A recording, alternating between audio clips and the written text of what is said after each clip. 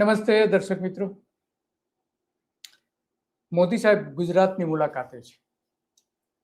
આમ તો સરેરાશ 15 દિવસે એકવાર તો આવી જ જાય છે, ચૂંટણી સભાઓથી ગણીને આપણે ગણીએ. પણ આ થોડો સમય પહેલા સોમનાથ આવીને ગયા હતા. ફરી એક વખત સોમનાથ આવ્યા.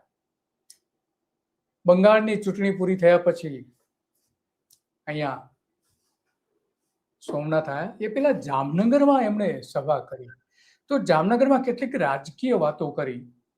તો આપણે એમને યાદ અપાવવું છે કે તમે જ્યારે ગુજરાતમાં 10,000 કરોડ રૂપિયાની સૌની યોજના અમલમાં મૂકી હતી અને 3 વર્ષમાં પૂરી કરવાની હતી. 7 જિલ્લા, સૌરાષ્ટ્રના જે 7 જિલ્લા છે એના 115 બંધ આવેલા છે. લગભગ 200 જેટલા બંધ છે. એમાંથી 115 બંધમાં નર્મદાનું જે પાણી છે એ ગ્રેવિટીથી નાખવાનું હતું અને એટલા માટે 1100 કિલોમીટરની મોટી મોટી પાઇપલાઇનો નાખવાની હતી અને આ 115 જળાશયો ભરવાના હતા. 10 લાખ એકરમાં નર્મદા ડેમ સિંચાઈ આના કારણે થવાની હતી. 10 લાખ એકરમાં અને અંદાજે 4 લાખ હેક્ટરથી વધુ જમીનને સિંચાઈનો લાભ મળ્યો હોવાનો દાવો કરવામાં આવે છે. તો સવાલ એ આવીને ઉભો રહે છે કે ત્યારે જે 10 લાખ હેક્ટરમાં સિંચાઈ થવાની હતી, સરકારી દાવો છે 4 લાખ હેક્ટર, પણ વાસ્તવિકતા એવી છે કે 2010ની આસપાસ ગુજરાતમાં સૌરાષ્ટ્રમાં 10 થી 12 લાખ હેક્ટરમાં સિંચાઈ થતી હતી. સૌરાષ્ટ્રમાં તમામ પ્રકારની સિંચાઈ. એમાં સૌરાષ્ટ્રમાં અંદાજિત જે ફેરફાર થયો છે 2010 થી 2025 સુધીમાં એ 8 થી 9 લાખ હેક્ટર જે સિંચાઈ ઓન એવરેજ જે થતી હતી એમાં 4 થી 5 લાખ હેક્ટરનો વધારો થયો છે. અને એ જે વધારો થયો છે બોર અને કુવાઓના સિંચાઈના આધારે વધારો થયો હોવાનો માનવામાં આવે છે. ખેતી માટેના બોરવેલ ગુજરાત જે સૌરાષ્ટ્રમાં જે હતા 2010માં તો એ લગભગ હતા 9 થી 10 લાખની આસપાસ કુવા અને બોરવેલ. એ 2025માં વધીને 12 થી 13 લાખ થઈ ગયા. તો આ તળાવો આધારિત જે સિંચાઈ થવાની હતી એનું શું થયું? તો આ જે વધારો છે લગભગ 2 થી 3 લાખ કુવાઓનો વધારો થયો છે સૌરાષ્ટ્રમાં જ માત્ર.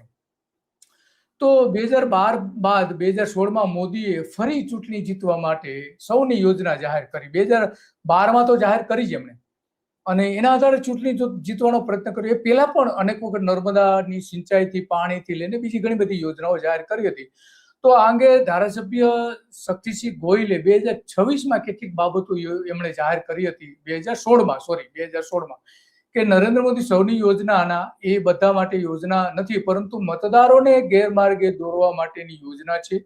અને એટલા માટે અહીંયા કહેવું પડે છે વારંવાર એમને કે આ માત્ર ને માત્ર મતદારોને જ છેતરવા માટેની આ યોજના છે.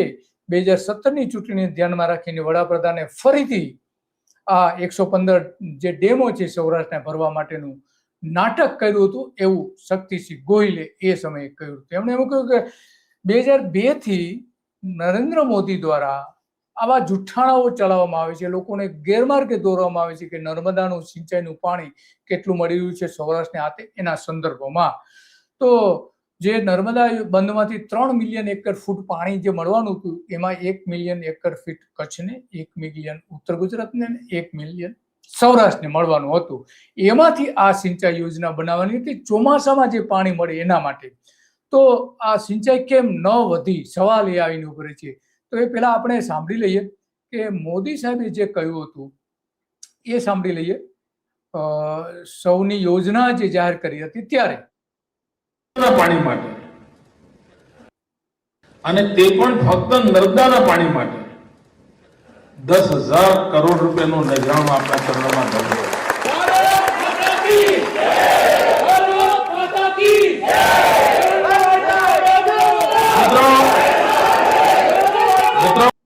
આ 2012ની સૌની યોજના જે જાહેર કરી રહ્યા છે એ સમયનો વિડીયો છે.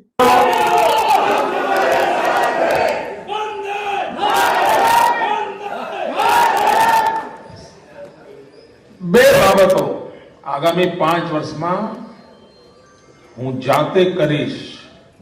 આ બહુ જવાબદારીપૂર્વક.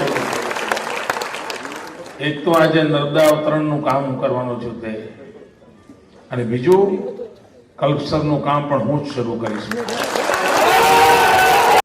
એટલે આ બે વચનો મોદી સાહેબને યાદ અપાવીએ કે તમે સૌરાષ્ટ્રમાં વારંવાર આવો છો, પણ આ બે તમે વચન કહ્યું હતું કે આ હું કરીશ.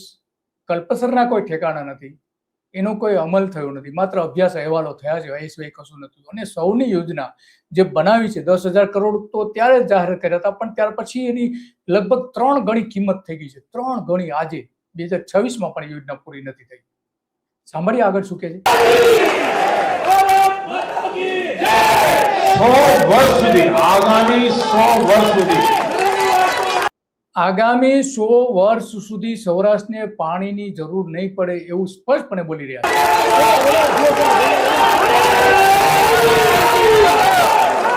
મિત્રો, આગામી 100 વર્ષ સુધી સૌરાષ્ટ્રને પાણીના પ્રશ્ને ક્યારે ચિંતા ન રહે એવું કરીને જવાના મૂડમાં હું કામ કરી રહ્યો છું. જે યોજના હમણાં હું તમારી સામે મૂકવાનું છું એની પાછળ સરકારના સેંકડો અધિકારીઓએ ખૂબ જાણકાર વિશ્વ કક્ષાની કન્સલ્ટન્સી એજન્સીની મદદ લઈને 1.5 વર્ષ અવિરત કામ કર્યું છે. 1.5 વર્ષ.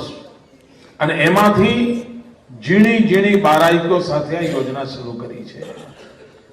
ફિલ્મમાં તમે જોશો આ યોજનાનું નામ રાખ્યું છે સૌરાષ્ટ્ર નર્મદા અવતરણ ઇરિગેશન યોજના.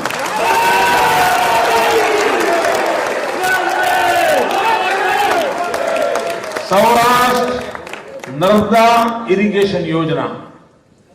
અને ટૂંકમાં એને લખો તમે સૌરાષ્ટ્રનો સૌ, નર્મદા અવતરણ ન, ઇરિગેશન ઈ, તો આ યોજના બને છે સૌની યોજના. મિત્રો, તો હા, મોદી સાહેબે વચન આપ્યું હતું. અને ગઈકાલે જે જામનગર હતા ત્યાં એમણે એવું કહ્યું હતું કે ભાજપને 3 પેઢીથી મત લોકો આપી રહ્યા છે અને હજુ એક પેઢી તો આપશે જ એવી મને ખાતરી છે. એટલે કે 4 પેઢી સુધી ભાજપને મત આપવાની એમણે એક આશા વ્યક્ત કરી હતી. પણ દર ચૂંટણી આવે ત્યારે સૌની યોજના, નર્મદાની યોજના, સૌરાષ્ટ્રને લોલીપોપ પકડાવવામાં આવે છે. આજે પરિસ્થિતિ એનાથી જુદી છે. એમણે આજે શું કહ્યું તે પણ સાંભળીએ. જામનગરમાં ક્યાંક 3 પેઢી, ક્યાંક 4 પેઢી એવી હશે કે જે લગાતાર ગુજરાતમાં ભારતીય જનતા પાર્ટી પર અવિરત રીતે આશીર્વાદ વરસાવી રહી છે. અને ગુજરાતે પણ વિકાસના ક્ષેત્રમાં બહુ મોટી હરણફાળ ભરી છે. પર્યાવરણની ચિંતા કરે છે. આપણા દેશમાં ગુજરાત પહેલું રાજ હતું. સૂર્ય શક્તિ, રિન્યુએબલ એનર્જી એનું કોન્ટ્રીબ્યુશન કર્યું છે. અને આવા ગૌરવભરી ગાથા ગયા 20-25 વર્ષમાં લખાણી.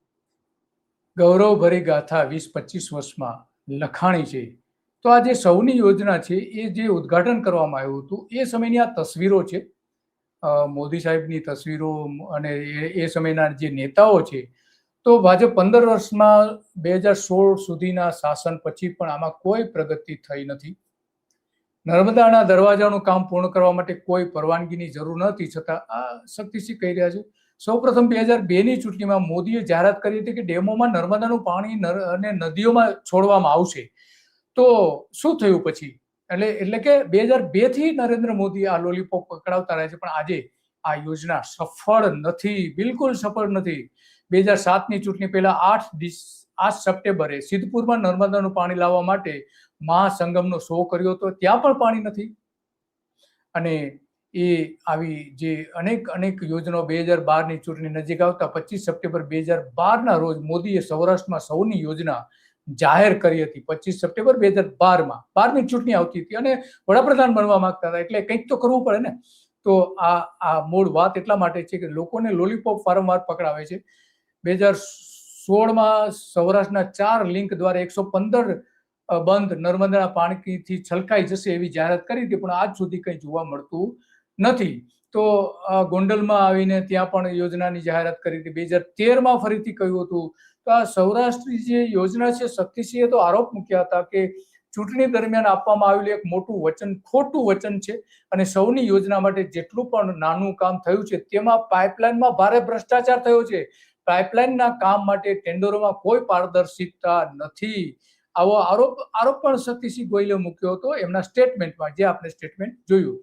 અને સૌની યોજનામાં પણ આ જે ભ્રષ્ટાચારના કારણે ખર્ચની સરખામણીમાં નજીવું કામ થયું છે. સૌની યોજનાના નામે મેલો ડ્રામા નરેન્દ્ર મોદી હંમેશા માટે કરતા રહ્યા છે, અને એટલા માટે આપણે યાદ અપાવવું છે કે તમે જામનગર કોઈ પણ જાતના કારણ વગર આવીને ગયા. અલબત્ત દેખીતું કારણ નથી, ખાનગી કારણ ઘણા બધા હોઈ શકે છે. 2016 સુધીમાં જે શક્તિસિંહે કહ્યું કે 115 ડેમોમાં પાણી ભરવામાં આવ્યું હતું, અને 3% બંધોમાં માત્ર જોડાયા નથી. 3% બંધો બંધ પણ જોડાયા નથી. 2016માં 2012માં જાહેર કર્યું છે, 2016માં એવા એમણે આરોપો મૂક્યા હતા.